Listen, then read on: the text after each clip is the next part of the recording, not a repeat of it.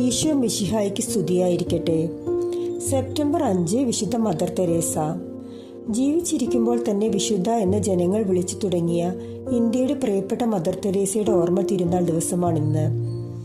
1910 August 26 അൽബേനിയയിലെ സ്കോപ്പിയ പട്ടണത്തിലാണ് mother Teresa ജനിച്ചത്. Agnes ഗോൺസ ബൊയാജിയോ എന്നായിരുന്നു അവരുടെ പേര്. അൽബേനിയക്കാരായിരുന്നു ആഗ്നസിന്റെ മാതാപിതാക്കൾ. പിതാവ് നിക്കോളോ ബജസ്കി, മാതാവ് ദ്രാന ഫാൻ ബെർണായി. ആഗ്നസിന്റെ കൂടാതെ ഒരു മകനും മകളും കൂടി ഉണ്ടായിരുന്നു ഈ ദമ്പതികൾക്ക്, ലാസർ ആഗെ. ഏറ്റവും ഇളയ കുട്ടിയായിരുന്നു ആഗ്നസ്. 5.5 വയസ്സിൽ ആദ്യ കുർബാന സ്വീകരിച്ചു. 1916 സ്ഥൈര്യലേപനം സ്വീകരിച്ചു. ആഗ്നസിന്റെ 8-ാം വയസ്സിൽ അവരുടെ പിതാവ് മരിച്ചു. പിന്നീട് സാമ്പത്തികമായി ക്ലേശത്തിലായി കുടുംബത്തെ മുന്നോട്ട് കൊണ്ടുപോയത് അമ്മയാണ്.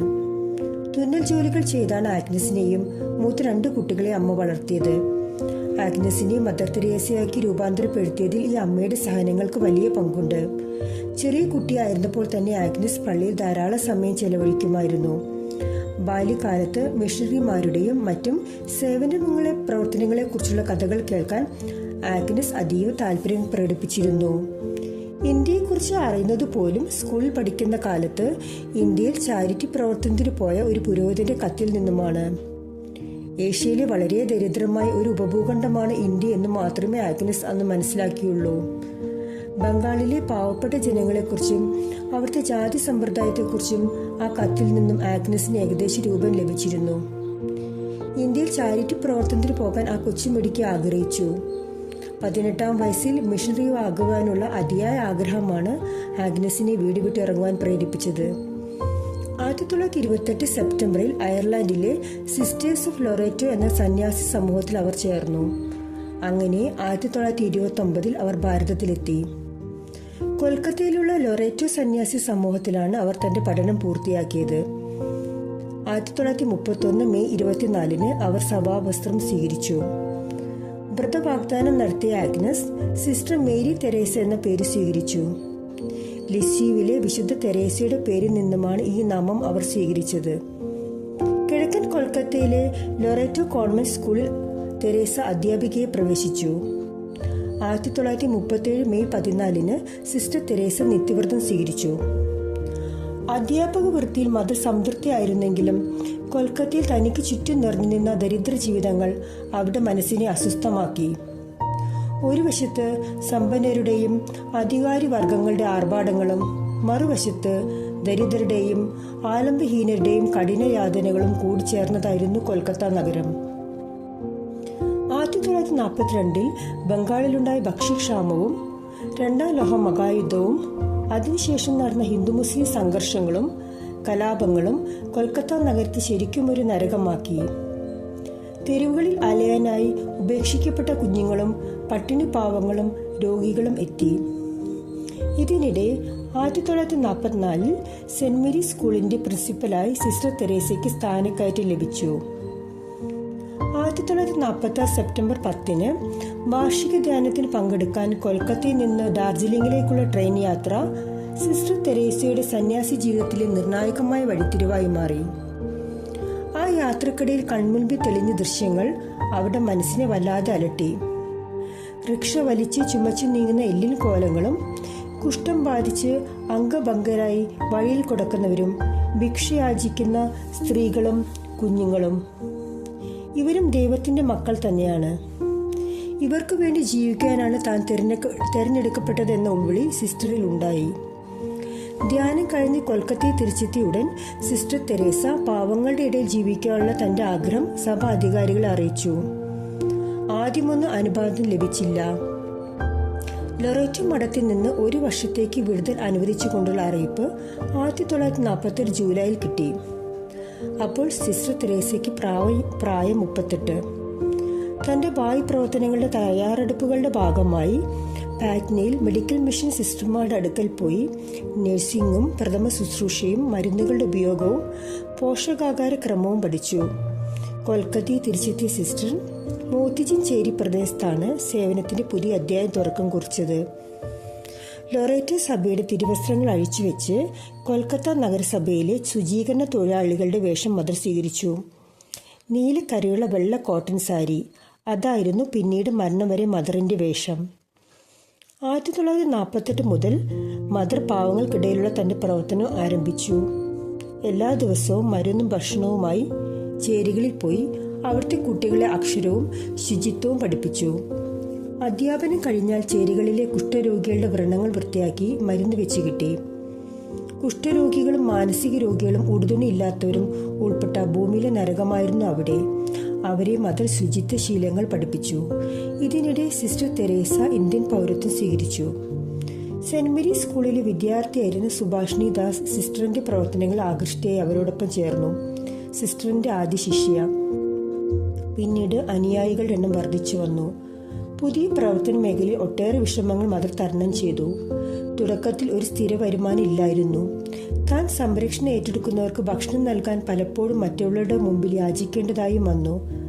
തൻ്റെ കഷ്ടപ്പാടുകളേക്കാൾ എത്രയോ വലിയ കഷ്ടപ്പാടുകളായിരിക്കും ദരിദ്രരും അശനരുമായ നിരവധി പേർ അനുഭവിക്കുന്നത് എന്ന ചിന്ത പുതിയ ദൗത്യത്തിൽ ഉറച്ചു നിൽക്കുവാനുള്ള മനസ്സാന്നിധ്യം നൽകിയതായി സിസ്റ്റർ തെരേസ തൻ്റെ ഡയറി കുറിപ്പുകളിൽ രേഖപ്പെടുത്തിയിട്ടുണ്ട്. 1950 ഒക്ടോബർ 7 വത്തിക്കാൻ അനുമതിയോടെ കൊൽക്കത്ത രൂപതയ്ക്ക് കീഴിൽ മദർ തെരേസ പുതിയ സന്യാസിനി സഭ ആരംഭിച്ചു. മിഷണറീസ് ഓഫ് ചാരിറ്റിയുടെ പിറവി ഇങ്ങനെയായിരുന്നു. 1952 അശരണർക്കുള്ള നിർമ്മൽ ഹൃദയം ആരംഭിച്ചു. കുഷ്ഠരോഗികളെ ശുശ്രൂഷിക്കാൻ തുടങ്ങി. 1955 അനാഥ ശിശുക്കൾക്കായി ശിശുഭവൻ തുടങ്ങി.